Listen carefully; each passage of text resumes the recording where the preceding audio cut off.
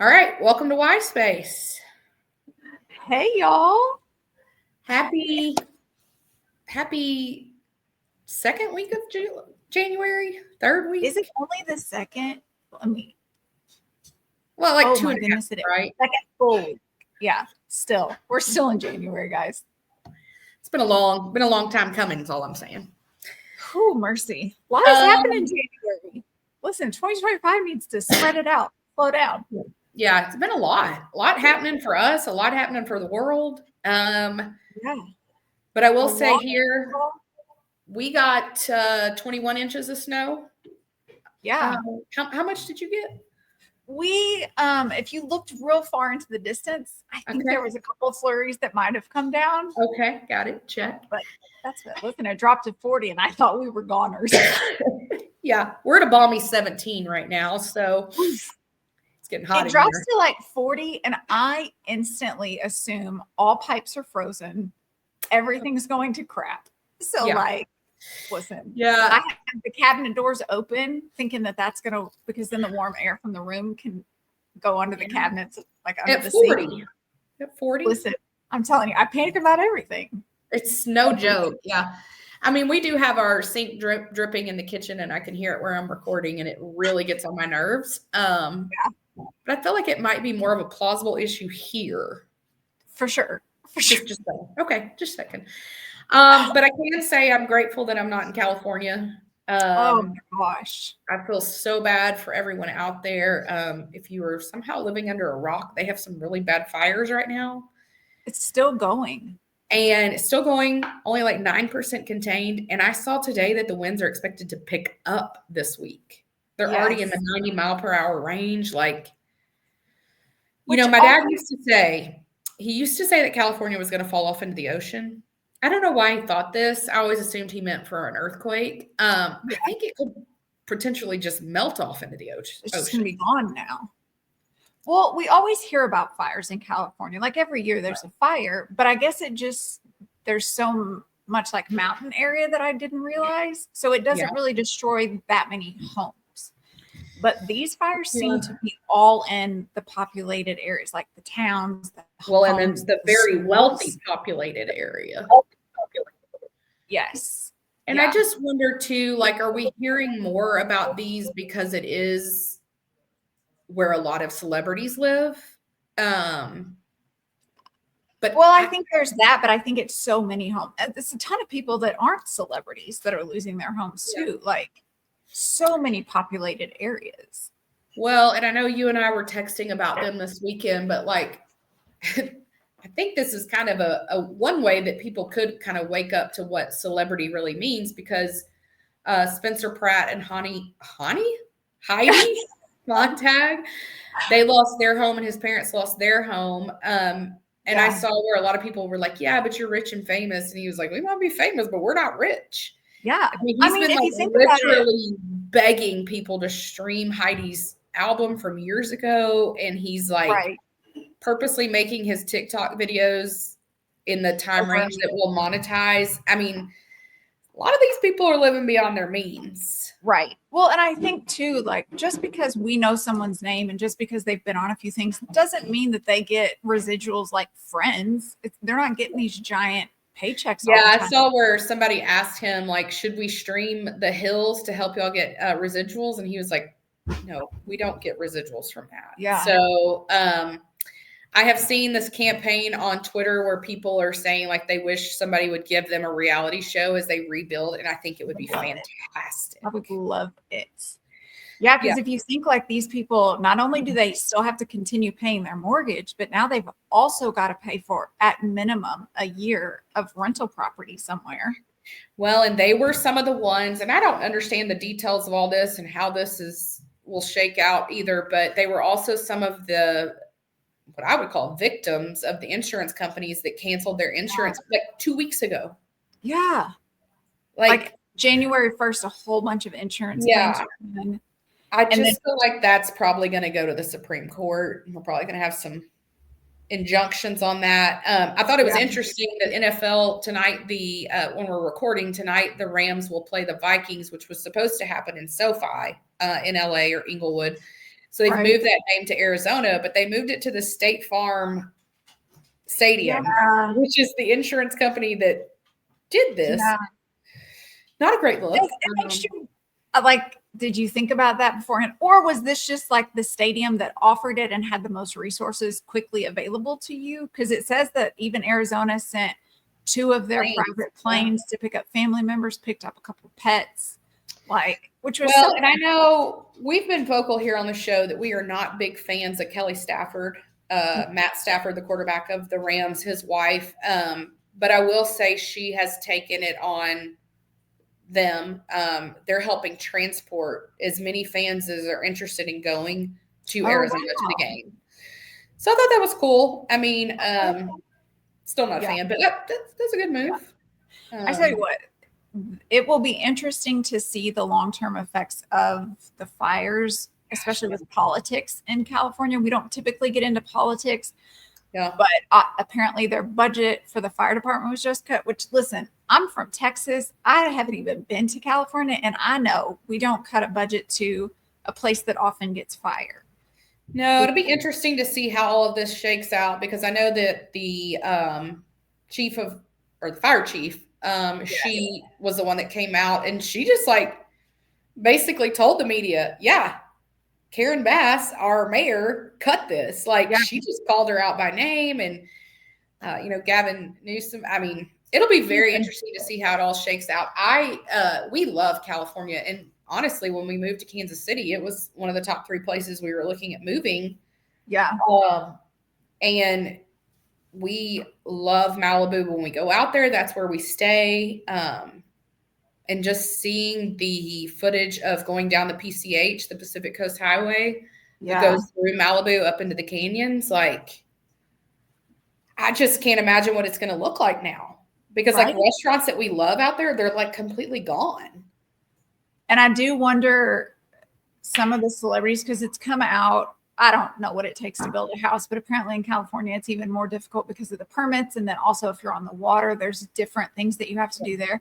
It will be interesting to see what celebrities go back and try and rebuild, and which ones just try and sell the property that they have. And they're I'm done dealing with it. I saw where someone was saying they had a home. This could be the wrong number, but I want to say that I saw somebody was talking about they had a home that was about a $9 million home. Mm-hmm. They were currently being offered $700,000 for the lot. Wow. So I think there's going to be a lot of stuff like that, a lot of lawsuits with price gouging, also manipulating people, things like that. There's unfortunately been looters and stuff like that coming in. It's just, I feel for them. I don't care if they are rich and famous. They still, it's still their home. It's still their memories that were in there. There was an Olympic medalist, and he was I didn't even get to grab my medals. Those burned up in the fire. Yeah. I saw where Miles Teller's wife was saying which this was an interesting item. She said she wished she had grabbed her wedding dress. That wouldn't have been on my list, but she came out today saying that Miles's grandmother was staying with them because he just lost his grandfather, and all they really grabbed was her oxygen in her wheelchair, and then they left. Wow. But yeah, they're still human beings. They still have things that are irreplaceable. It did get me to thinking what I would grab if something were to happen.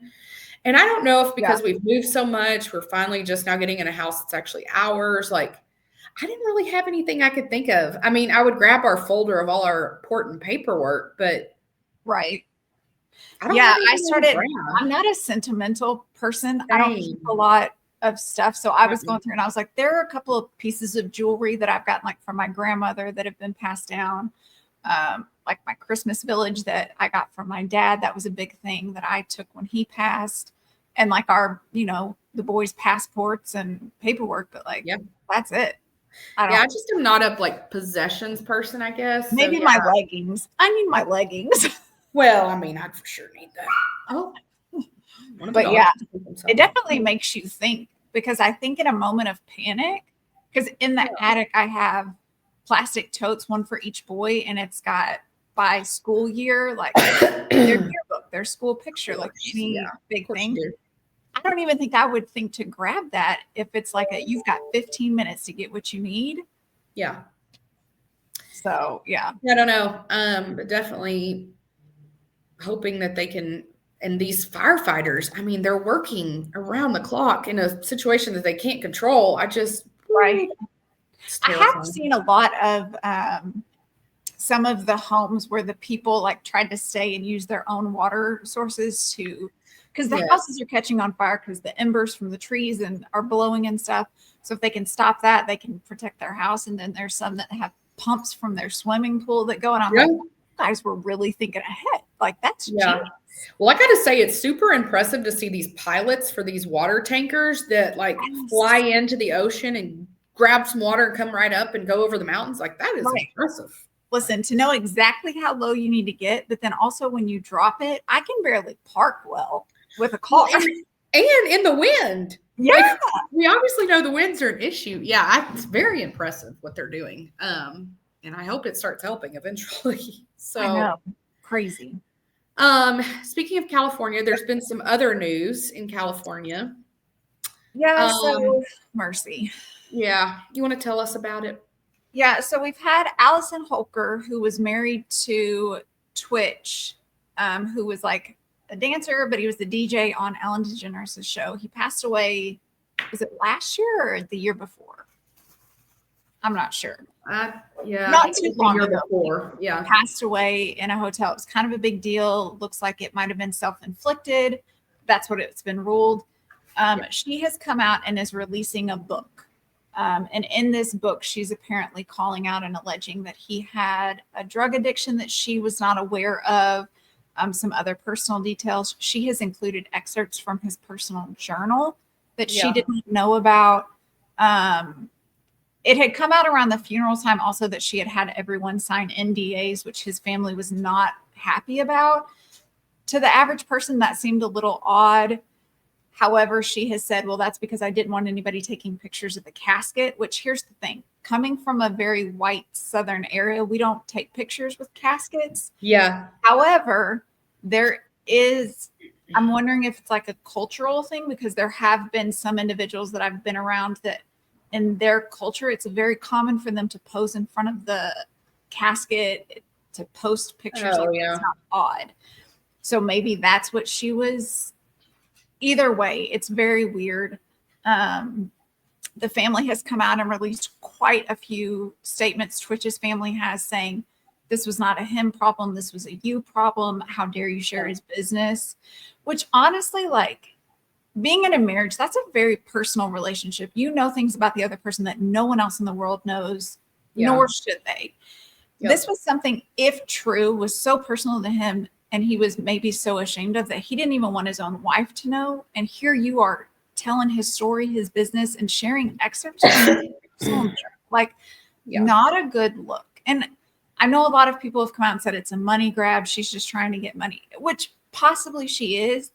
And I think it's fine to write a book, talk about your grief journey and what you're going through, but leave his personal. We don't need to know that.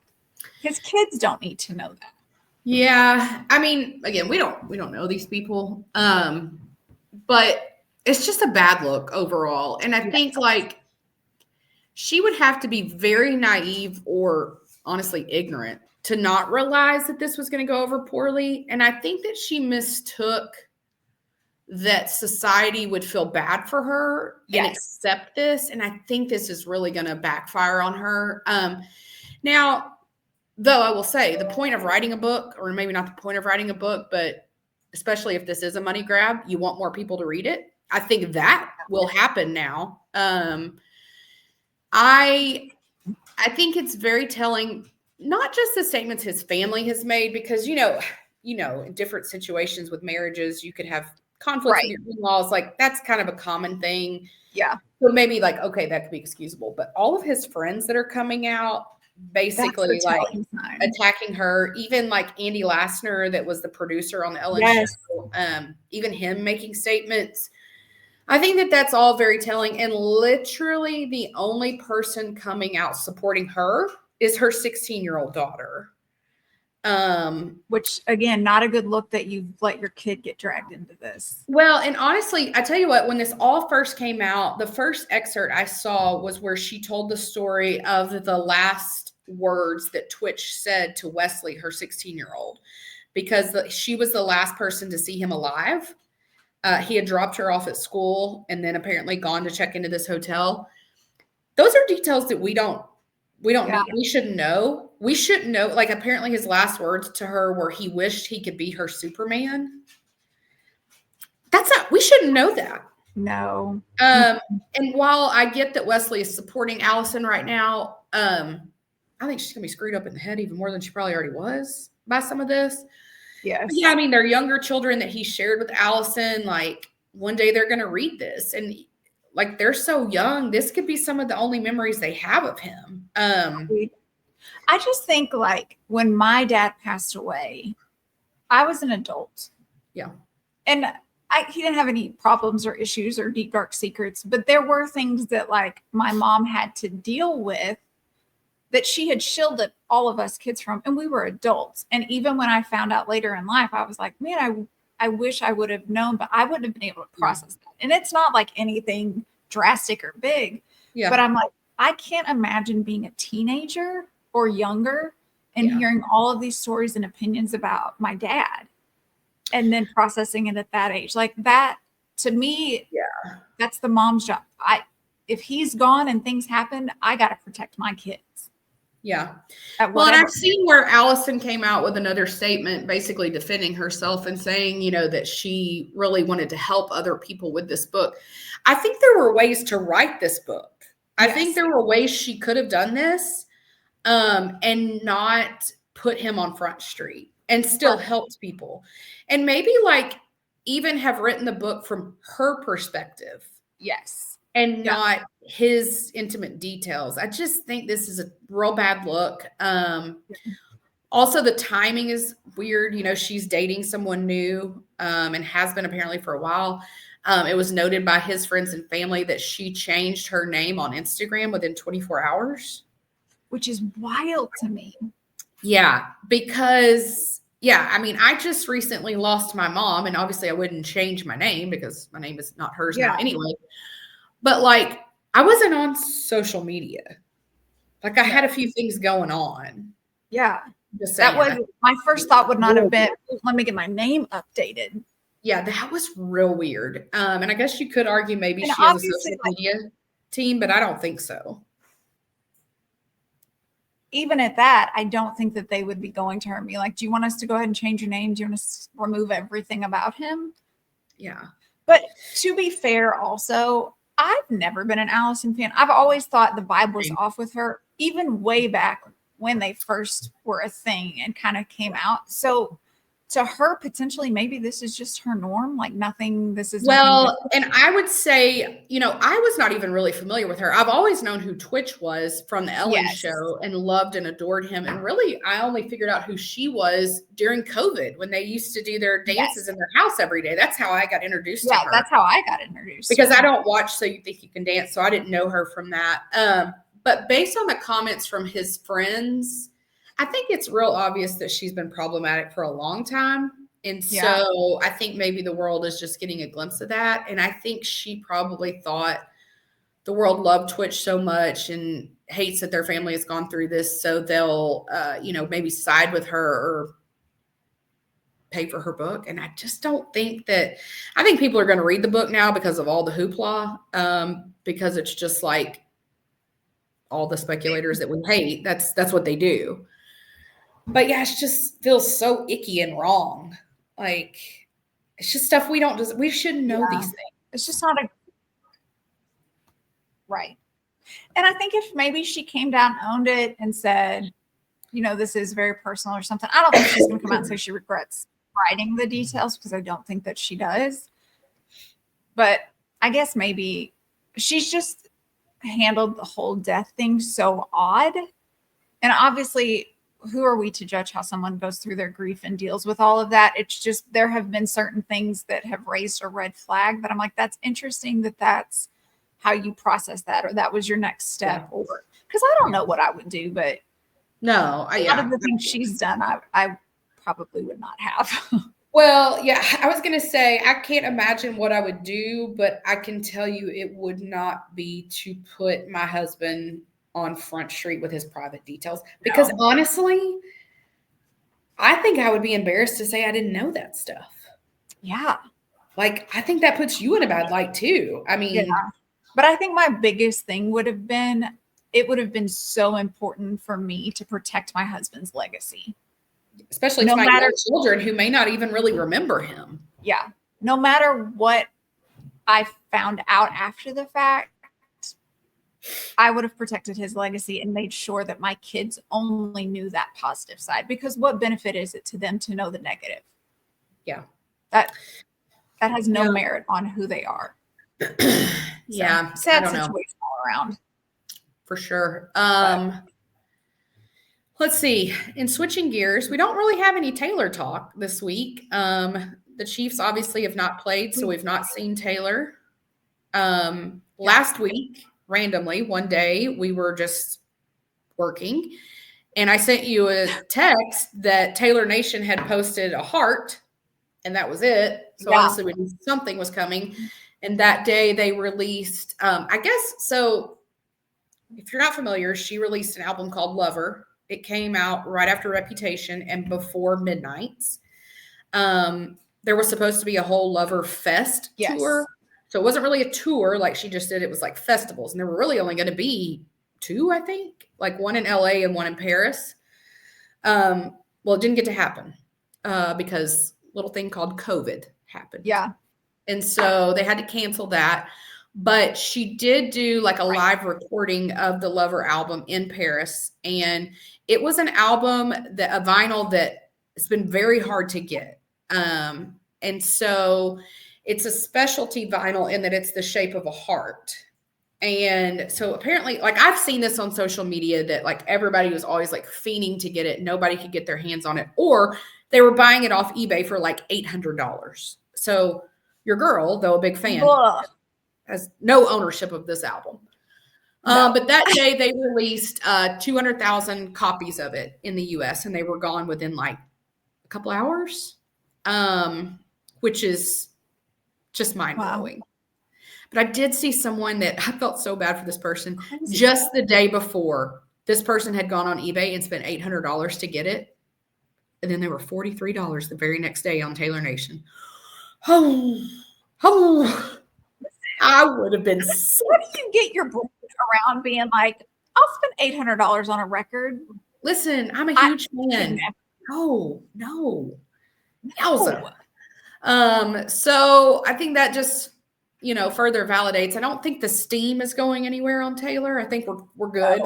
And we still potentially are getting things from her this year, even though there's no tour. I'm still waiting on a documentary drop. Something. Well, and I've seen some behind the scene footage that came out this weekend of she posted today some behind the scenes, like send us your behind the scenes something. So I'm like, they're creating like a TS Eras Tour archive, so that means something. So I don't know, we'll see. But it was a very relaxing football weekend for me. It was. I had no worries. No dogs in any fight. No, I was totally fine. I watched a ton of football and I loved every minute. Yeah. My pulse never jumped. Not once. I could breathe just fine. But I don't think it was the same for a lot of other fans of other teams. No. Let's start with the Chargers-Texans. Did you watch this game? Okay, so I did watch this game. As did I.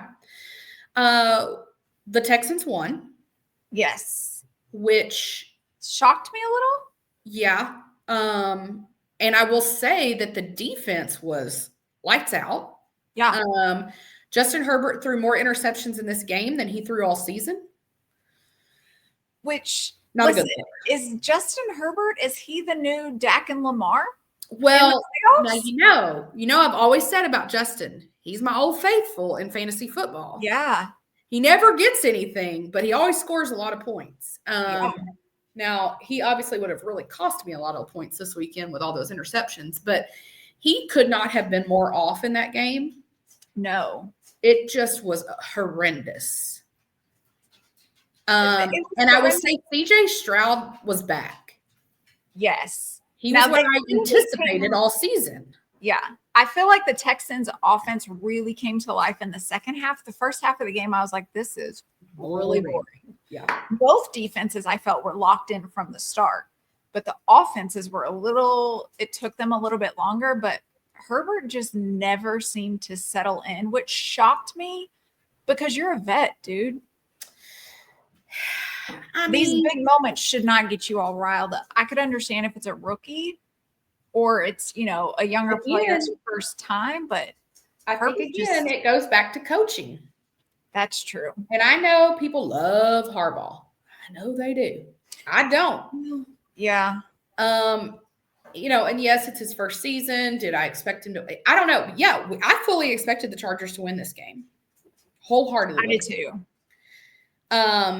I thought the Texans looked great, though. Nico Collins had a really great game. Joe Mixon, I bet Joe Mixon was like, you take that, Bengals. Y'all want to trade me? We'll see who's playing in the playoffs and who's not. Yeah. So I loved that for him. I loved it for CJ. I think the world of CJ Stroud. I don't know him, clearly. Yeah.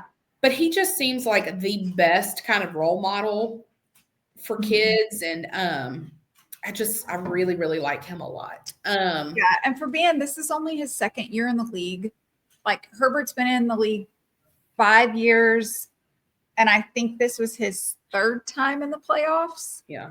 The first two, one of them, he blew like a 27-0 lead against like the Jaguars. Another one, he threw a whole bunch of intercepts. So maybe I don't know. I will say he didn't know. I will say I really like that Lad McConkey kid from Georgia. That's a receiver because he doesn't look like, he reminds me of, do you remember Wes Welker from the Patriots? Yes. He reminds me of that because he seems smaller, white kid. Yes. He's good. But the effort makes all the difference. Yeah. I thought he coach for Miami now. He got fired this weekend. Did he? Yep. He's the scapegoat. Wes Welker, really? That was the problem? It was going to have to be. Yeah, I saw that, though. I was like, what? Yeah, so I was just unimpressed with the Chargers' game plan. I was unimpressed with their coaching. Herbert was terrible. I know that Joey Bosa is not as good as his brother, but I thought he was completely irrelevant in that game. Very much so. Which that's not a good start. Also, I will say I'm side-eyeing the Chargers today because on social media, DJ Shark, who's one of their receivers, about 3 hours after the game, posted on his Instagram a picture of him holding a joint. Yep, I saw that. It's been a long 3.5 months. And hey, I get it. You do you, boo. Whatever. Live your life. Put your business out. Again, it goes back to there are millions of little kids watching you guys. This is what we say to Judd about everything. We say to him, to whom much is given, and he says back to us, much is expected. That's right. Be better. Be a better human. Yeah. Do what you want to do in your private life. I don't care. But don't put that on social media that my kid could be following. Right. No, not a good look for him. Not a good look for the organization. I'm sure. Is it still up? I haven't looked. But surely a coach has gotten a hold of him because if you're under contract or if you're hoping to get under contract with a new team, if you're a free agent, they're looking at that. Yeah. Where's your agent? Where are your friends? It does not seem like something Harbaugh would appreciate. So I'm side-eyeing them today. But that means our Chiefs will host the Texans this Saturday night here in Kansas City. They sure will. As normal, we will not predict that game because we're always going to ride with the Chiefs. I was at the last game when Tank Dell destroyed his leg here in Arrowhead. I think it'll be a great game. I do too. I'm hopeful. I'm optimistic. I mean, we know in the playoffs you elevate your gameplay. We know that, Chiefs have not showed their hand yet this season as to what they could potentially look like. So obviously we're expecting a lot from them. I think when you get teams like the Chargers that don't really seem to elevate and they're just playing it like it's the regular game, then we see what happens because of that. Because everybody's coming with their A game, which we saw with the Steelers versus the Ravens. Did you watch that game? I did. And I'm going to tell you what, the Steelers shocked me at their play calling, at their lack of urgency, at their lack of aggression. Well, okay, so here's my question. When are we going to call a spade a spade? Russell Wilson is washed. When are we going to all accept it? Okay, quarterback, but when you see you're getting demolished in the playoffs and you've got Justin Fields sitting on your bench, put him in. I don't care. They kept bringing him in on those third and shorts yesterday, which I was like, I would be insulted if I was Justin Fields. Yes. I really would. But I tell you what I was most disappointed. Here's the thing. I think Russell Wilson is washed. I think he needs to retire. He's too old. You saw when he would take off scrambling yesterday. He's slower than Christmas now. Yeah. I tell you what, though, that offense is going to go nowhere with Arthur Smith being the offensive coordinator. It's just I heard some analysts being like, he's going to be in conversations for a head coach. And I was like, he already was a head coach and he sucked at that too. Like, and he is in the talks for a lot of those teams right now. And I'm like, good riddance to bad rubbish. Like, he's not going to do it. No. I saw George Pickens. He had a couple of great catches finally because he sure didn't show up in their other game. But it's problematic, though. I can imagine that's toxic in the locker room. Yeah, he's a Stephon Diggs, if you ask me. Yes. I thought Najee – I wonder if Najee's back banged up because they were not playing him much yesterday. No, they weren't. But I think that's because your play calling was atrocious. I think that Russell couldn't read the field. He was slow as slow can be. I mean, he stood in that pocket forever. But the very first pass of the game to Pat Freiermuth, the tight end, completely wide open in the flank. Yeah. Russell throws it to his feet and short. Like, what are you doing? Yeah. And TJ Watt, I know TJ came out during the game and went into the tent and had his elbow evaluated and then braced up. So I'm guessing he's banged up. But he was a non-factor. I was going to say, he really didn't do much. But I'm going to tell you that defense for the Steelers looked like they had only prepared for Derrick Henry. And then even at that, you couldn't stop him. No, he was running over them like they were children. Yes. And Lamar's mom must have had to come to Jesus with him before the game because it was I saw that he is 5-0 now since he told the media that she cussed him out after one of their games, which I can totally appreciate. I thought the Ravens I thought they looked real good on defense and offense. I thought Derrick Henry is having a hell of a season that he deserves to have right here. I was wondering how they would work without Zay Flowers. And I mean, I'm sure they missed him, but they didn't skip a beat. But I thought their defense was on point. I think that Buffalo Ravens game is going to be freaking incredible. Good. So good. In Buffalo. So yes. I don't know, but I think Lamar, this is the first time in a playoff game that he showed up. And I think we were texting about this. I think it totally has everything to do with having Derrick Henry right there with him. And he doesn't have to shoulder it. Also, he wasn't hurt coming into this game. I think every season when they've come into the playoffs, he's been banged up, especially in the legs. Yep. And I do think he got banged up a little in this game. But, yeah, they were so good yesterday. Now, I did not realize on the Steelers side that Russell Wilson and Justin Fields are both free agents after this year. So I have seen this because I did see, there's all the speculation about what's going to happen with Aaron Rodgers. I still think he's retiring. We'll see, I guess. But I heard speculation that he could end up in Pittsburgh. I said, why? You have Justin Fields that you can retain. Get rid of Russell. Let him go out on a good note. This is a much better note than what he could have gone out with the Broncos. Yeah. Let Aaron Rodgers go out. He's not going to clean up his year either. Yeah. So let's just keep Justin. And then maybe in the draft, let's get him some targets. Let's get him some other key players there. But my goodness. Please hold. I've got to pause for a second. Okay.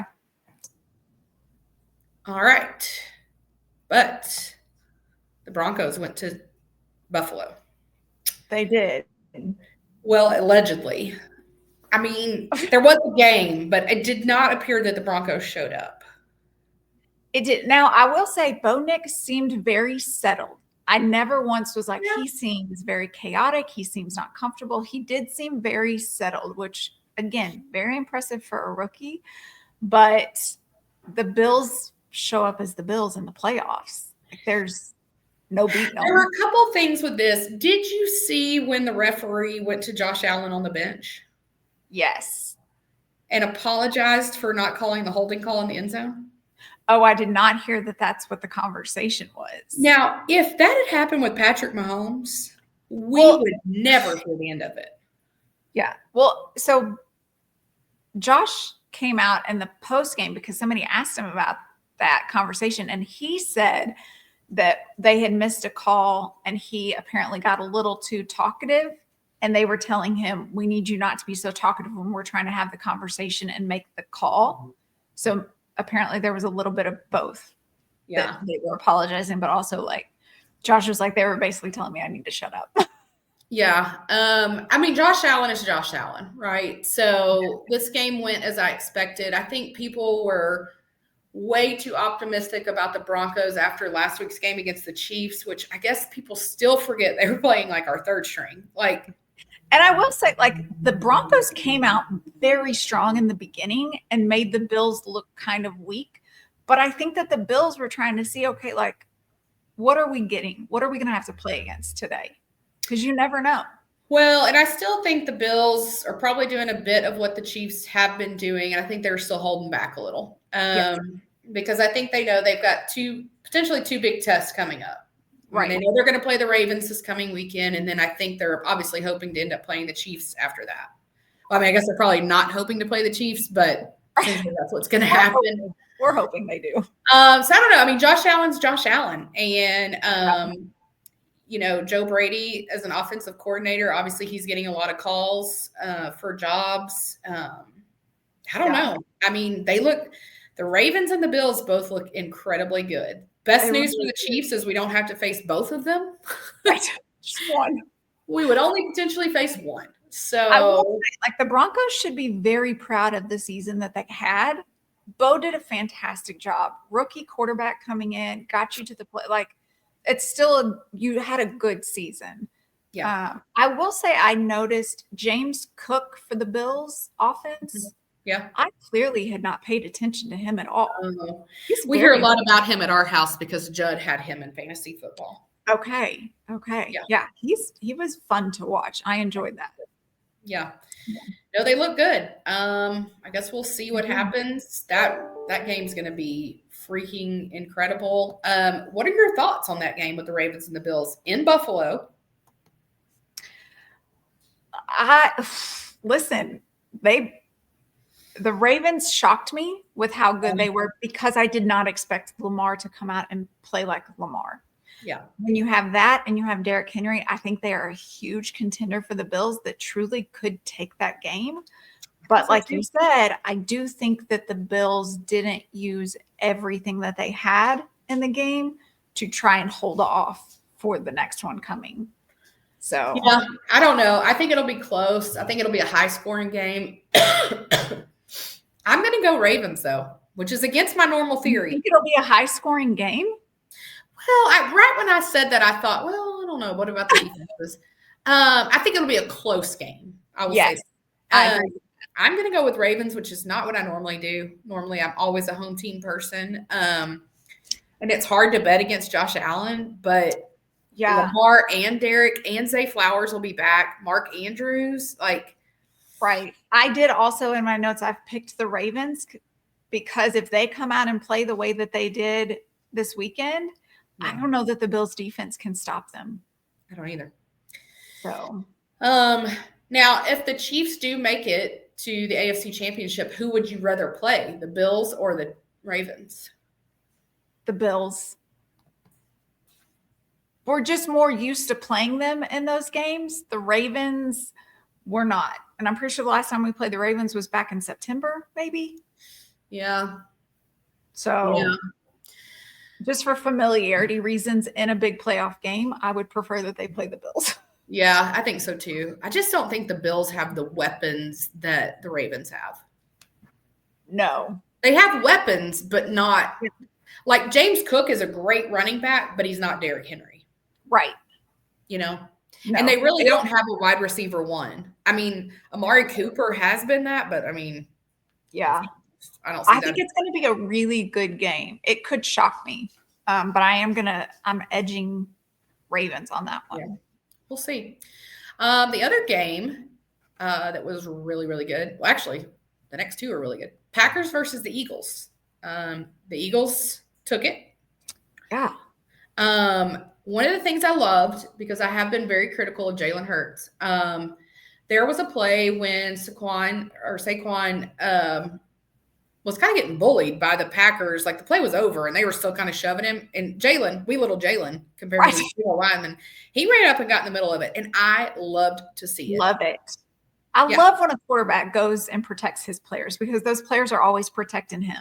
Well, and we needed to see it from Jalen because that's what's been missing too, is that leadership factor. And so I was loving that. Saquon again, just, Great game. Great game. Great game. I mean, I will say that I expected a little more out of the Packers, but I mean, they looked depleted. And then Romeo Doubs getting hurt again. Yes. And that was another head injury, and he did not look good. No. It looked like a guardian cap on already from head injury. The way they had to keep almost holding him up, taking him all the way to the locker room, that is terrifying. I mean, there have been people that have injured their knee that they have not had to escort that much. It was I thought really scary. Very scary. It made me wonder too if some investigation shouldn't be launched to see should he have even been cleared to play, because he came back from a concussion to play in this game and then he got hit again. I don't know. He didn't look ready to me, and that just looked real scary. But I just thought the Packers looked dead. Well, I think they could never get momentum. The first half of that game, the Eagles came out and dominated, and the Eagles were bound and determined this year that they were not going to have an ending to their season like last year. And you can tell that. They have a lot of veterans on their team that potentially this is their last year. They were not going to go out the way that they did last year. And I don't think that the Packers were prepared to step up their game into the playoffs because they were shut out in the first half. Well, I think that Eagles offensive line is probably one of the best in the playoffs right now. They click pretty well. So I don't know. We'll see. They looked really impressive. And for the NFC this season, kind of a down season for the NFC because, I mean, I guess I say that based on what happened with the 49ers, but I don't know. The only person or only team I see really providing any true competition for the Eagles right now is the Lions. Yeah. So I guess we'll see though. The Commanders and Bucks. Did you watch this game? That was such a good game last night. Listen, if I love Jaden Daniels, I'd have been so stressed. Oh, God, no doubt. That poor kicker, the way he was rubbing his hair for Washington, I was about to have a stroke. I freaking love Jaden Daniels, though. I do too. I love Dan Quinn getting into the playoffs and doing well just to rub it in Jerry Jones' face. Yep. I did find myself pulling a little bit more for the Bucks because I wanted it for Baker. Same. But the errors that he made were so rookie. And honestly, he doesn't seem comfortable with anybody but Mike Evans. And Mike has a back injury. His back has been bothering him. So you could tell after that first hit, he kind of got re-injured. He tapped out after that play. But anytime he was back in, that was the one making your big plays for you. And I just wondered maybe there's not enough weapons on the Bucks offense because Baker did not seem settled in. And then you got Jaden Daniels coming out like he has been here before. For decades, No, I thought Baker seemed really off. Those two botched handoffs, snaps with and McMillan, I thought were real weird. I couldn't tell. Was it a busted play? Was Baker slow? Was the center slow? I saw Baker tap his chest like it was him. But I feel like quarterbacks often take ownership to try and perk their lineup. Well, they should. I mean, because I think it's a cohesiveness. But I didn't know if McMillan was too fast. I didn't know. But Bucky Irving, even though he's a rookie, was not really a factor the way he should have been in that game. Yeah. I do not see I'm not thinking the Commanders are going to the Super Bowl. Let me just say. I've seen the speculation. I appreciate it, but I just don't see that. But I do Right. love watching them. I love watching Jaden Daniels. McLaren is so fun to watch. I'm going to tell you, Austin Eckler and Zach Ertz mean business. I really love seeing Zach get some success, Yes. especially after the run-in with Nick Sirianni, because that just pissed me off. Yeah. So yeah, it was really exciting. I don't see the Commanders going to the Super Bowl, but it was super fun to watch. They're definitely contenders to be problematic for the teams that they play, but you're right. I don't think that they'll go all the way. Yeah. Tonight we've got the Vikings and the Rams. Again, this is going to be in an alternate location, so nobody really has the home field advantage. I don't know what I picked last week, but I'm going to tell you I'm going Rams. Okay. The more I have thought about the Sam Darnold factor, the more I'm out. I just watching how he played last week, I was like, I don't think he can step up in the playoffs. I don't either. And I think being on the road again, yeah.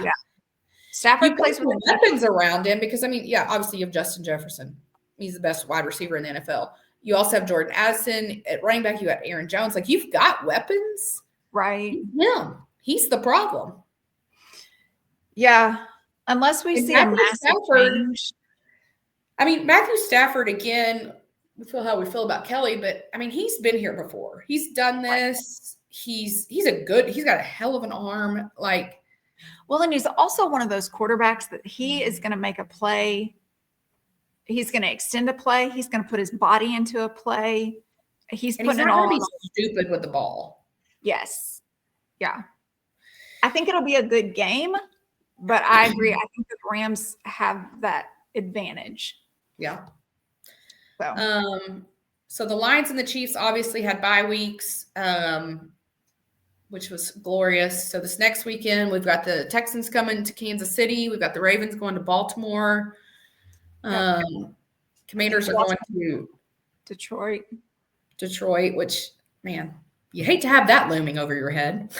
Woof. You got to be either the Rams or the Vikings will go to Philadelphia. So we'll see.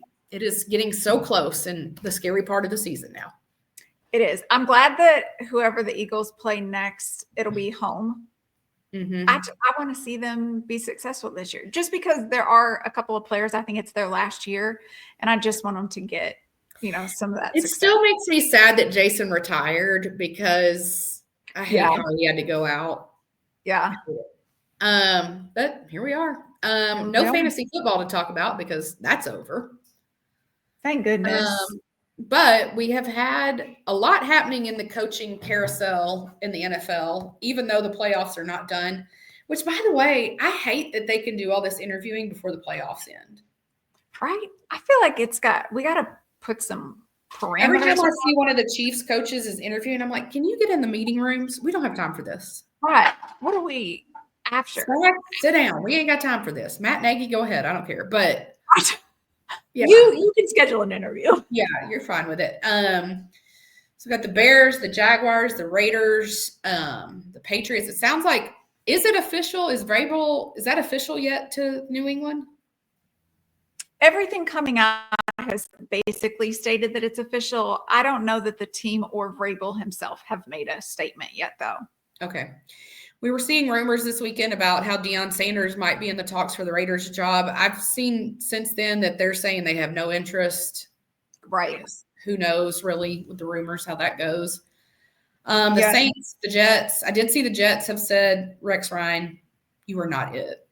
Which, listen, that's the best decision they've made yet in 2 years.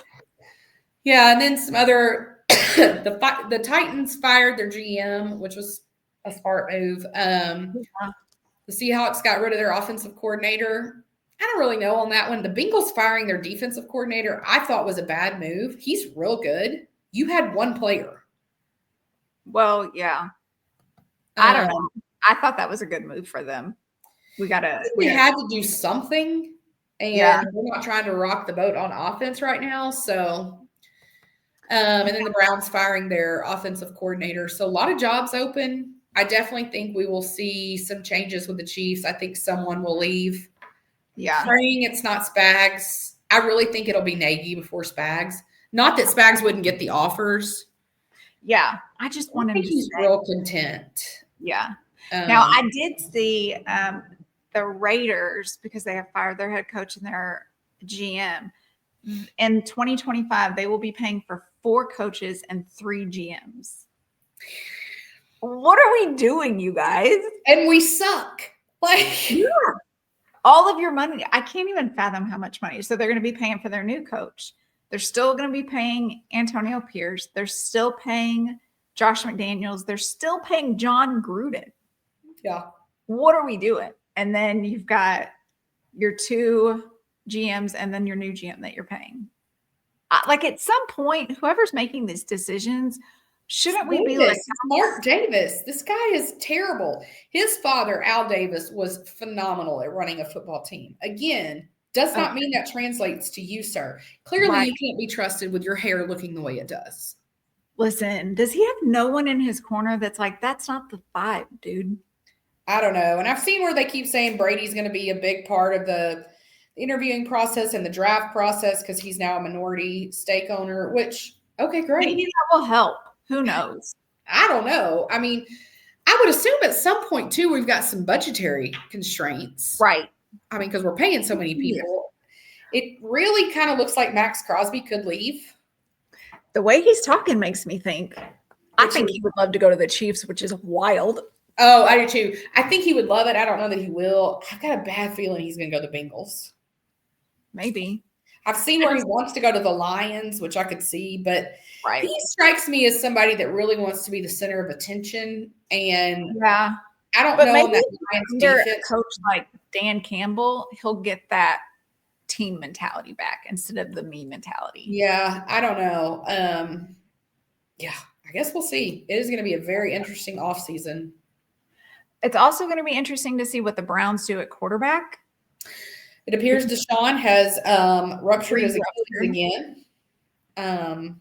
Which was it the dancing on the side of the highway while your team was in the middle of a game? Yeah, maybe if he had just been at games sitting on the bench helping who's in there, that would have helped. But also I saw, so somebody had done like the timeline of when he had the surgery and when that video was posted, and like he should have still been in a walking boot potentially. So like, does that, him re-injuring them, owing him so much money, could that negate his contract and then they're out? Because listen, if you can get out of that contract, do it. Do you think anyone's going to go after him? No. Well, first of all, why would you in 2025? He can't play. Right. And I think everybody saw how dumb the Browns were to even pick him up with that asinine contract, like $230 million. And he hadn't even proved himself because he was injured half the time in Texas. Or not injured, lawsuit. Yeah. No, and I mean, I don't even think that's all resolved, really. I think there's still ways that could come up and bite you. Yeah, I don't know. It's interesting. Could be the demise of Deshaun Watson. It will be interesting. I don't know. I mean, I've seen the rumors that allegedly Dion would block Shador from going to Cleveland, much like, Eli Manning did not want to go to San Diego. Yeah. They blocked that and had him go to New York instead. I don't know. I wouldn't want to go to Cleveland. Shador is set that he's going to go number 1. So I've even seen him and Dion talking about Tennessee, and that'd be a great place too. So I'm like, I don't know. Yeah. We'll see. We'll see. So we had some college football games this weekend. Well, starting Thursday. Yeah. Some great games. Yes. These were what I expect when I get to the playoffs, as opposed to like 33-7. Right. What I expected. So in the Orange Bowl, we had Notre Dame, Penn State. Yes. Notre Dame came out victorious. It really did. And it was a great game. It is weird because, again, Notre Dame, who do you play? And yet you handled Penn State pretty well. You did. To me, it says everything I need to know about a team's mentality going into their big games when I hear the coaches press conferences before the games. And the way that James Franklin was speaking, all their big and bad and their conference, this and that, it was very me. And I always compare it to how Andy Reid and the Chiefs talk at press conferences about always complimenting the other team, always praising what they do on the field. And as soon as James Franklin started doing that, and Marcus, is it Marcus? Yeah. Why does that sound weird now? But when he was sitting there and he was quiet. And he rolled his eyes, but he didn't say anything. And I thought Notre Dame's got this on lock.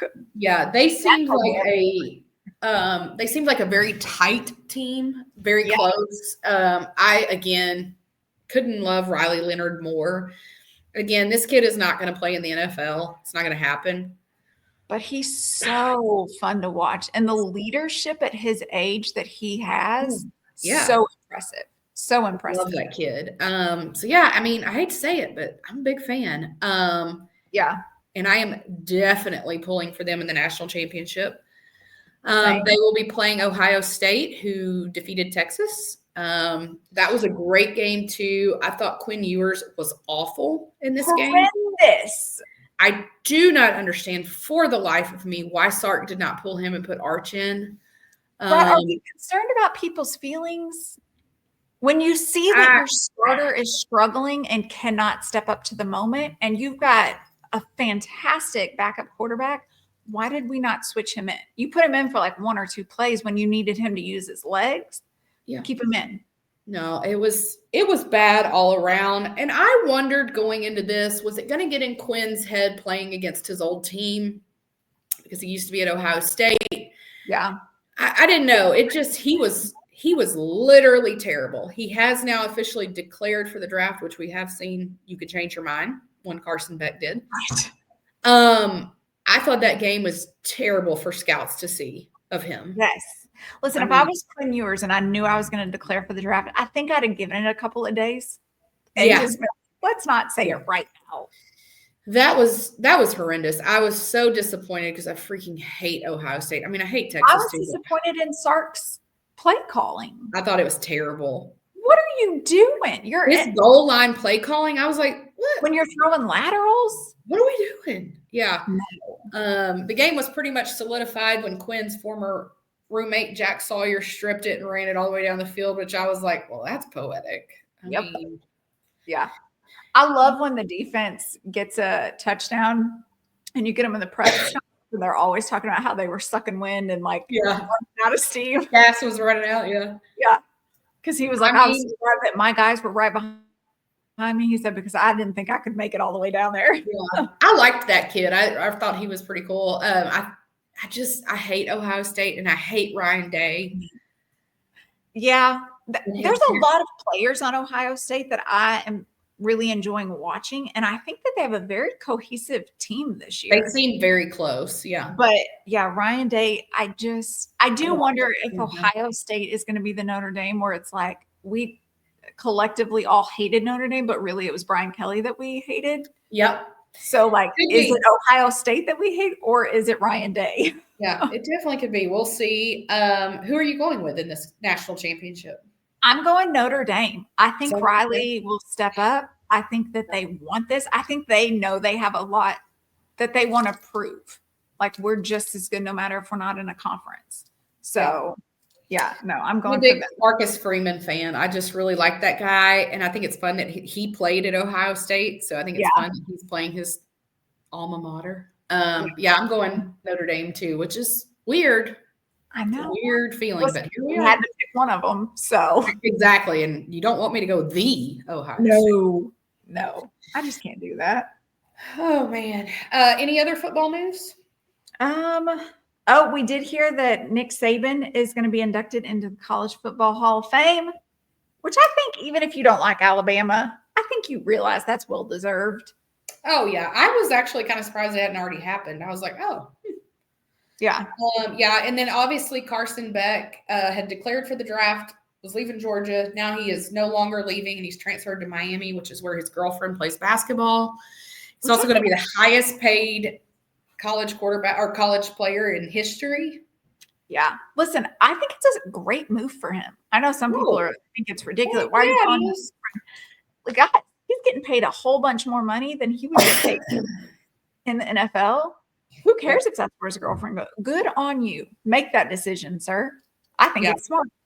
Yeah, I do too. It'll be very interesting. I also think the quarterback class next year going to the draft is at least not the big names that you're used to this season. So that could help him. Also, like, you know, getting injured at the end of the season, he can get back in there and have some more tape. Hey. And listen, she's 18 times prettier than he is. He ought to go where she is. Right. Just saying. Don't mess up a good thing you got going, sir. Yeah. All right. Any other football news we should talk about? I don't think so. That was a lot. Yeah. Would you like to answer some questions? Love to answer some questions. All righty. So today from Sal, what is your opinion on how singles are chosen, released, and music videos, etc.? I feel like Taylor has missed some big opportunities, like with Cruel Summer. Yeah, I don't fully know how everything is picked. I'm sure it's based on numbers and charts and different algorithms that we don't understand. I do think it's one of those things. There's not going to be a perfect method because not everybody has favorites off of the album. Like even you and I on Taylor albums, your favorites are not always my favorites. Right. So I don't necessarily know that there's a great way to pick. I do wonder if they can release more, but I also know like you want to put a single out there and let it get its time to shine. So I don't know if there's like limits to how many singles you can have. I don't know how it works either. I do know that she did an interview. I want to say it was like around the original 1989 time, where she said something along the lines of that she didn't get to pick what the singles were. Yes. Previously. Now, I don't know if that has changed now that she's not with Big Machine Records. I don't know if she does pick them now. Yeah, I don't have any clue how that works. Right. As far as Cruel Summer goes, you have to remember too, though, that song had its moment a few years after being released. True. And I want to say too, if you didn't have the Eras tour, I don't know that Cruel Summer would have gotten its moment. I agree with that. Yeah. So to say that it was a missed opportunity, I don't know, because again, I think without the Eras tour, it would have just been another single. I do think it has been weird that we've only had, well, I guess technically we've had 2 music videos from Tortured Poets, but I don't even really consider that I Can Do It With a Broken Heart a music video. No. Not in the sense of like normal, you know. Right. So I do think that's a little bit weird, especially since it was a double release, so many songs. Yeah. There were always the rumors around, you know, more music videos, more singles. I don't know. I don't know how it works. Well, I also think you have to, there's oversaturation is a real thing too.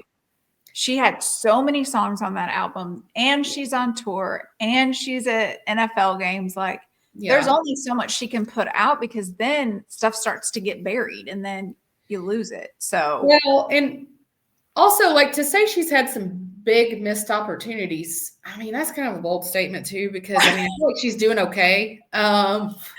Yeah. So yeah, I don't know. That goes into people's personal preference. Well, because I always come back to the Cardigan song. Yeah. I don't even like that song. And that song's like her most streamed song of all time. And I just don't even understand. Yeah. I just don't even get it. So, you know, we don't know. We're happy to help if she needs some help picking them, though. I'd hate for her to miss an opportunity. But please don't ask us to read the data from algorithms. That's not how we're going to go live. Yeah. Okay, this is from Tamara, right? Tamara, yeah. Okay. Why are so many artists choosing to collab with Post Malone?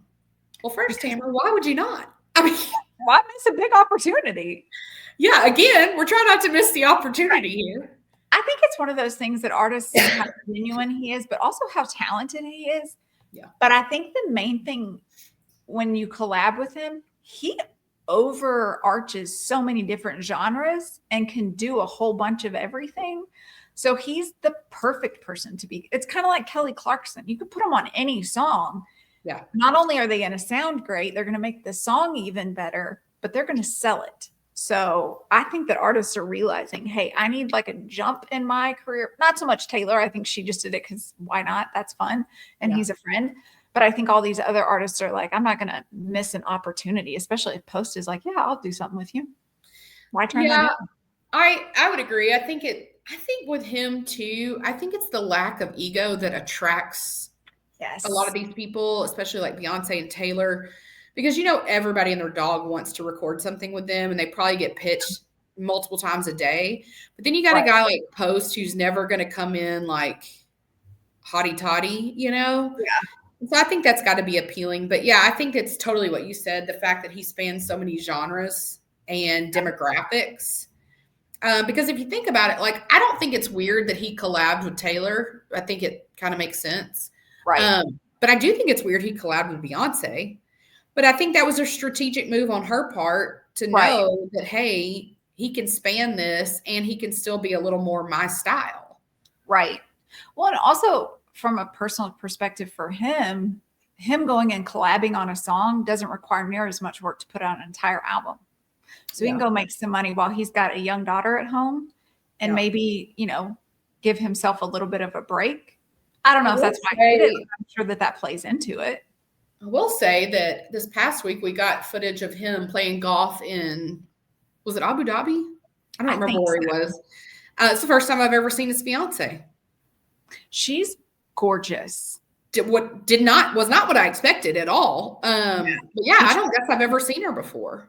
I know that he tries to keep her very private, and he has never come out and said like, yes, that's her or anything. Yeah. For their privacy and protection of her and his daughter. I just love him. He's such a good guy. Yes, but she's beautiful. Yeah, I was like, whoa. Oh, okay. Mm-hmm. Okay, from Deanne. Thoughts on Billboard's latest top list albums, artists, and songs of the century? Okay, I vaguely paid attention to this on X or Twitter or whatever. Same. All this stuff is paid for, is what I want to say. Also, the 21st century, that's a huge time period to like. Yeah, because if you go look at it, it spans like pretty much anybody you've ever heard of. Yeah. I know there was a lot of controversy about Beyonce, being the top. This is paid for. That's how all these articles work. Yeah. I don't think anything of it. I don't think they missed the mark. And again, whoever put this list together, your personal preference comes into an opinion piece. Yeah. It has to be. There's no way. I did look at the songs. I just wanted to see where Taylor fell. And I think the highest one she had was Shake It Off at number like 65. Interesting. Garbage. I mean, it's garbage. So I don't think anything of these things. I always look at them like opinion columns. I could put one out today. Right. And it would be vastly different than that. And that doesn't mean it's the gospel. I mean. Right. No, I agree. But also, again, personal preference, and that's a long stretch of a time period. I mean, it spans all the way back to like when we were in high school and middle school. There's a lot of good stuff that came out then. So I think to people that are looking at that and then they're gauging it based off of the last 2 to 3 years music, it's not going to make sense. So this is from Creighton. Thoughts on what the Chiefs should target in the draft and free agency? ? Cheetah ? So obviously, I think we talked about this, that Tyreek Hill was posting pretty much like his goodbye and wanting out of Miami, but then they said they had meetings with him and maybe he didn't want out. It's just the coach, the GM, and Tyreek's agent have now all come out and said he is very happy to stay in Miami, that he just had an emotional outburst after they lost. Sir, you can't keep your emotions in check. You can't stay uninjured, and you can't keep your personal life handled. I don't think any team needs to be doing that. The Chiefs surely don't. And I don't think that they would go after him. No, I don't either. I don't think in a million years would Brett Veach go after Tyreek Hill. Not a chance. And I don't want him here. I don't think we need him. No. As to what they're going to do in the free agency and in the draft, I don't know. One thing has me a little concerned right now is the kicking game with Harrison Butker. I'm a little concerned about that. I don't know if we just need more time to heal. What are we doing? But we've had whoever we picked up while he was injured. Yeah, but then they cut him. Yeah. Why can't we have a backup for him on the bench? Yeah, I don't know. I don't know how that works. I don't know. We've obviously had some issues on the left tackle. Yes. Where we've been rotating in with Wanye and that Suamata and Jawan Taylor is the most penalized person in the NFL. Yeah. But then you also have Joe Thuney and Creed Humphrey, who are two of the best of all time. Now, I will say Joe's getting older. Because, I mean, you got to keep in mind, Joe Thuney won 2 Super Bowls in New England. Yeah. So it's been a minute. I personally, I think, would focus on offensive and defensive line. That's what I put too in my notes. I mean, I just got a couple of places we need to make sure we're really strong. O-line, we got to protect Patrick a little bit more. Yeah. So I think that's kind of where our focus is. We've got a lot of young targets for the offense, so I don't think that we need to be going out and picking up more running backs or wide receivers or any of that. I think we're good to grow the ones that we have. But yeah, O-line and D-line, we need to make sure we're solid. If Travis does end up retiring this year, I know there's some people that would say we need to go look for a tight end. I don't know that I would, because Noah Gray can be a tight end 1, first of all. I don't know what the story is with the Jared Wiley kid that we drafted last year. He was supposed to be like the next coming of Travis. Was he on the practice squad? Or did we cut him all together? He tore his knee up too, like everybody else. That's right. So I don't know. I'm not sold that that's an issue. I think Brett Veach will work out a deal to keep DeAndre Hopkins for sure. Yes. As long as he doesn't retire. I think he'll probably try to keep Hollywood. Yeah. I don't know. Obviously, we probably are going to have a hole at some point next year with Rasheed, but we've been missing Rasheed all this season too. So, Yeah, and there's nothing that's come out on that. So maybe we don't. I don't know. I did see Pacheco's about to sign allegedly a 5-year, $500 million deal. That's a lot of money. So that's a long time for a running back. Yeah, especially, I mean, I don't know. We'll see. So I would worry about the line, because also you got to keep in mind, everybody keeps saying, oh, Travis is going to retire. Well, keep in mind what Chris Jones has said. He has always said when Travis retires, he's retiring. Yep. And he's definitely been doing the play management the way Travis has. Play a couple plays, come out. Yep. So that would and not only would you be losing him, he's the solid leader on that. That's a big blow to that line. Yeah. Those are the places I would be looking. Yep. For sure. Listen, if they need us as consultants, we'll come in. Available. Always we'll available. Have a conversation.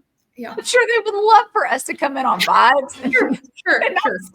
Just give us a call, Brett. We'll be there anytime you need us. Right. All right. This is from Eli. What current program or coach would you want your son to play football for, college and NFL? Great question. I liked that one. Yeah. This is hard. See, and I think I come at it from a different perspective because I was not an athlete. And so I don't have that competitive side as much. Like, I want you to go in and be a good human and a good adult and love the game. Yeah. So that's one approach. Yeah. Yeah. Again, vibes. We're going off vibes. Are you going to be happy at the end of the day? Do you feel fulfilled? Yeah. Okay. Yeah. I mean, you could do that. That's what So college, I went Oregon, Dan Lanning. I enjoy the guy. Okay. Listen. And then Mizzou, Eli Drinkwitz. Oh, God. Again. And it's not because we're Mizzou in our house. I think that Eli is such a good coach to the guys to mature them as men. So, and not hate the game. Like, I do think that there are some coaches that there are players that are just like, I don't ever want to do this again. So that's who I went with. Again, off vibes for college. So who did you pick for college? So it is tough because this is Judd's dream, is to play college football. Since about the age of 3, he has always said he wants to go to North Carolina to play baseball and football. He has just always said that. I think that looks real interesting today, with that being Bill Belichick. But also, he's not going to still be there when Judd gets to college. He'll probably be dead. But if it's today, I probably would go Clemson. Okay. Because I do think a lot of Dabo Swinney, they've been having some down seasons for sure. Yes. But I also equated that to he's very traditional. He doesn't. And I just think he's a good person. I mean, historically in our family, when people have gone to play college football, they always go to Texas A&M. That's where my dad and my brother played. Okay. Today, I can't pick that because I cannot stand the fact that Mike Elko is there. No. But on any other given day, I love the history and tradition, especially in our family of A&M. But yeah, I can't do that. And the other one I thought about was Texas, just because of, first of all, you're always going to have the best of the best, right? Best facilities, best trainers, best alumni, boosters, and you're going to get paid well. Yeah. So I have always thought that, but I just really hate Texas, so that's tough. It's a tough look. So I'm going to go Clemson. That's fair. We could do Clemson. I do burnt orange in my wheelhouse. I know Leanne Tui can't, but I can do burnt orange with my skin tone. Yeah, exactly. And I would only rep Texas if Judd is playing there. And it would have to have his name on it. I can't just randomly be out here repping Texas. Yeah. No, that would be I mean, as we're on the front, on the back, down the arm. Yeah, it would be, never really say that it's a good thing my dad has passed, but it would probably have killed him otherwise. It may take my brother out. I don't know. We'll see if that happens. But, and then NFL, duh, I want him to be a Chief. Right? What are we doing? Is there another answer? Listen, and can Andy Reid still be there? Or if not, Eric Bieniemy, can he come? Yeah, we can get rid of Matt Nagy for me because Judd is he's a quarterback and a tight end, so I can get rid of Matt Nagy, but yeah. No, I think them Texans, Ryan D'Amico, love him. Or D'Amico Ryans. I really like him. Even the Lions, Dan Campbell. Yeah, I like Dan Campbell. I like Mike Vrabel a lot, but I wouldn't want my kid playing for Robert Kraft. So, yeah, we'll see. I think I saw where somebody said Vrabel's probably going to be bringing in Josh McDaniels for his OC. Listen, I think that they will work really well together. And I think that with Robert Kraft already having the history with him that he does, honestly, because those are not ever going to be my guys to pick, but I think in the perfect storm of what they have going on, that might be real successful. Yeah, I think Josh McDaniel could do well with Drake May for sure. Yes. So, yeah. Okay. All right. Well, there you go. Are you ready for some Y Factor? I would love some Y Factor. Okay. What are you not liking this week? So what I'm not liking this week, we kind of already touched on it in the beginning, but just the half of humanity that is all over the media saying, well, the California fires, these famous people can just rebuild. They have the money. And then you've got all of these other people that are going in and looting these homes and robbing. It's so sad to see that when we need to pull together, that you have people in jealousy saying a lot of these things online about they can just build another house. Yeah, but they can't rebuild memories and they can't get back family heirlooms. So that's just what stuck out to me this week that I don't love. Yeah. I mentioned this earlier too, the thing I'm not loving this week. It's these NFL coaching interviews with playoff coaches. Yes. I just feel like, even just personally, obviously with the Chiefs, but I don't think teams need the distraction that are in the playoffs, and I don't think coaches do. I was shocked. I guess I've never really paid attention to how the timelines match up. I was shocked that there wasn't already a rule in place that you can't talk to another team until their season is over. It seems like something that would be in there, but yeah. Or in these coaches' contracts, surely there's wording in there of you can't look. I don't know. I don't know how these contracts are made, but I really feel like we could give some solid input on things maybe we should start putting in there.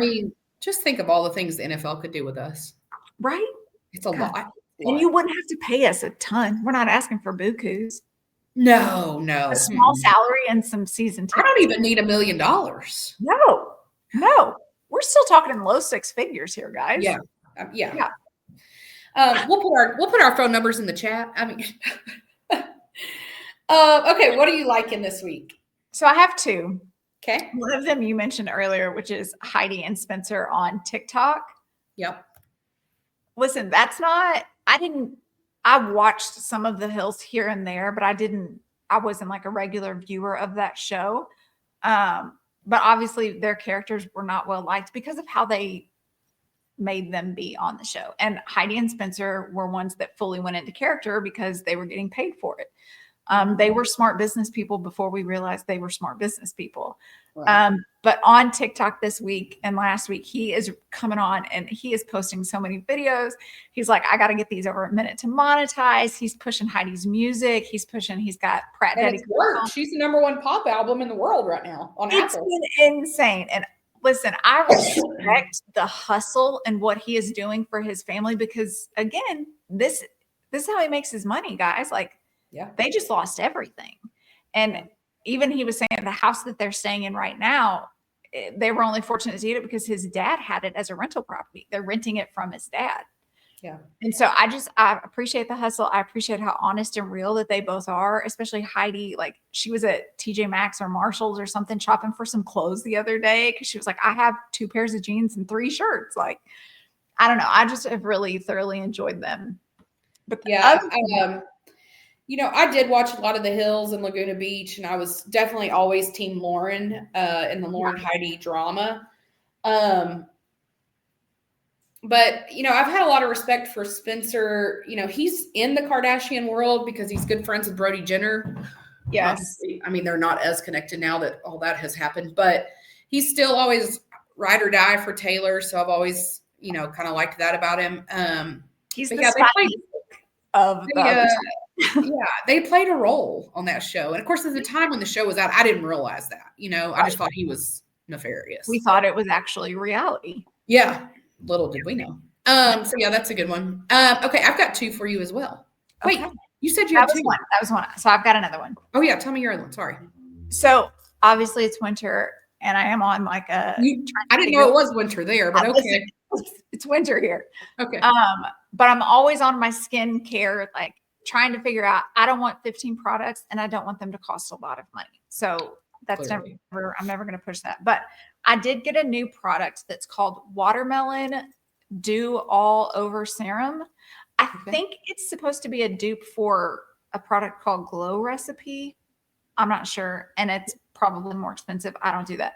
Half of the instructions on here are Korean, which tells me that's a fantastic skincare line. Yeah. If it's Korean, it's going to be money. Right? Yeah. I'm going to tell you what, this stuff you put on your face. Sometimes I just put it on by itself. It does not dry like sticky and feeling like you got something on there, which I love.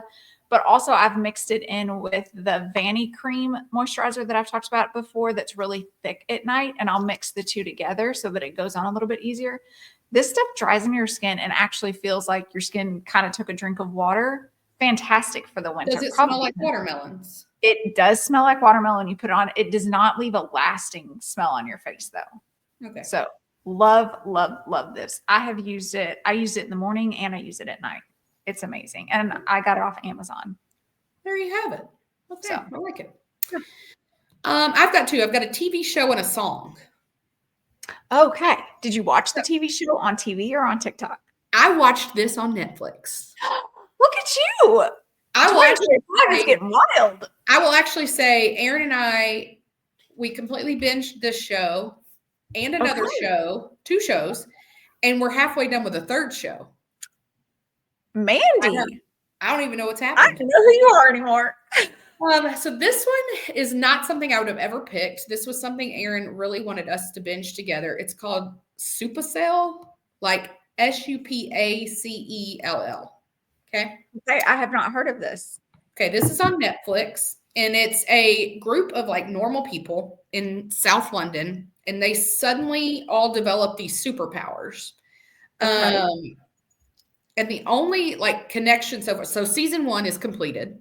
And the only like real connection that you can like come together with on this, they're all Black. And they all are somehow connected to someone with sickle cell, which, if you're not familiar, is a disease that impacts African Americans. So they themselves do not have it, but they all like have a loved one that does. Okay. And there is one guy, main character named Michael, who his ability is he can see the future, and it just like randomly happens to them one day, and they like nobody knows, and they don't know each other. But in the future, he sees his fiance being murdered on a specific day that's like 4 months away. Wow. And so he finds out like the only way to save her is he's got to find these other, I think it's 4 or 5 people that also have powers now. Uh-huh. And they have to like come together to fight the bad guys, right? Okay. It is so good. I will say there's a lot of blood, but only like at certain times. It's not like consistent. Okay. But when there is blood, there's a lot of it. There's blood. Okay. The language is fine. There's no real like sexual things. So I mean, like, I don't know if it's I don't know. I'd probably let a teenager watch it, but yeah, it's so good. It's so addicting. Interesting. Now I need to know when the next one's coming out. But yeah, I highly recommend it. Okay. And then the other one is a song. Now this song came out 2 years ago, and I just I had kind of been off of the country kick for a while. I know you kind of stay in the Dan and Shay world. But I had been off that. My husband and son are obsessed with rap music. And so that's like all we hear is rap music and Taylor Swift. But there is a song called Leave a Light On or Talk Away the Dark with Papa Roach and Carrie Underwood. Oh, yeah. I freaking love this song. It's from like way back when, I'm pretty sure. 2022, calm down. No. I'm pretty sure this song was like like they remade it or something? They've redone it, yes. Okay, so I don't even know those kind of details. That's totally possible. I could be totally wrong, but I just like freaking love it. It's like about being there for people when they're going through dark times. We may be going through one in our house, just saying. I love it. Yeah. So I found it like the other day I was like, I need a cleanse of rap music, and I was in the car by myself. And for some reason I was like not in a Taylor mood, which never happens, but I was there. Yeah. And so I just flipped on like top country hits of today or whatever on Spotify. Okay. And this was on there. And I was like, who is this? And I looked up and I'm like, what in the world? Papa Roach? Yeah. But it's so good. I love it. Okay. So, yeah. Listen, we might get you more to the countryside. Who knows? Well, I mean, that was really the only one I liked on the whole playlist. I'm not going to lie to you. Okay. Yeah. So it may take a little more. Just saying. That's fair. I like that. So that's it for this week. By the time we come back next week, well, a couple things are going to happen. We may no longer have TikTok. Oh, I am not mentally prepared for that. That's a possibility. And we will have a new president. So we will. It's a lot happening in a week. That's all I'm saying. Yes. And we'll know who's going to the divisional championships of the NFL. Yes. And we'll have a new national champion. Listen, next week is going to be wild. And we will be like just almost to the Grammys, which I saw today. They did announce they are not moving them. There was a lot of speculation that they should move them because they're February 2nd in LA. They're not moving them. He said they're going ahead with them. Now, that could always change if that fire gets even crazier. So Right. Yeah. So come back next week because we're going to have a hell of a show. Heck yeah. You may not find us on TikTok. I'm really not sure what we're going to do about questions. You guys need to move to Instagram. Because y'all are hitting us up on TikTok, which is amazing. But if it goes away. Right. Listen, and there's so many options of other platforms. I just don't know yet. How has no one come out and said, okay, guys, this is what we're all moving to? Like an American company. I know there's another one that everybody is saying that we're moving to. Is that Lemonade or whatever? No, it's called Red Note. It is also a Chinese one, but they don't use it. Like, if the Americans take over, we're going to corrupt it. We do our funny, silly things, and that's not how Red Note is being used. I haven't heard of that one. Apparently, there's this one like lemon with the number 8. Yeah, they have said we're not going to that. It's not great. Well, it's owned by TikTok. Why would we go there? Listen, why has no one come up with another platform that's American based that we all could just jump to? Well, here's the thing. If we do lose it on the 19th, I think it's only going to be for a day because I think Trump has been pretty obvious he's going to keep TikTok, and so he'll get that pushed But now back I thought the TikTok company came out and said no matter what, on the 19th, we're no longer servicing in the United States. I don't know. I've seen where Kevin O'Leary from Shark Tank, Mr. Wonderful, is apparently in negotiations to purchase it, but he also needs help from Trump. So right. I don't know. I'm not ready for that. No. What am I going to do with my day? How am I going to find out? There's so many things I don't watch on TV because I'm like, I'll just catch the highlights on TikTok. That makes me think too. I'm going to need to go into our inbox and get all the questions out of there. Yeah. Because then we wouldn't be able to get to them. Listen, I don't know how I'm going to keep up with Heidi and Spencer as much. I can't go through and click through Instagram stories and Snapchat and all of that stuff. That can't be a thing. No, all these people that are like, go to Snapchat. No, thank you. No, I can't. So hopefully by next week, someone. A lot will be different in the world, but hopefully we still have TikTok. Yeah. All right. Well, thanks for listening, guys. We'll see you next week. Bye, y'all.